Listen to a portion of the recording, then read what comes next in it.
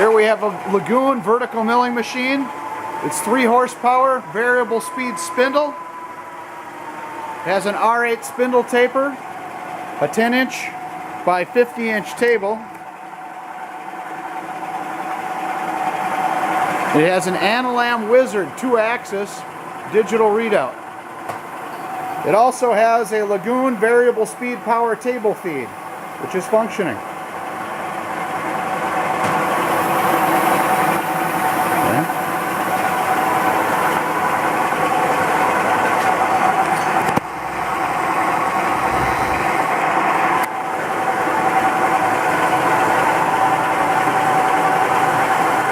Machine has a drawbar, and we have a 1/2-inch drill chuck going with the mill.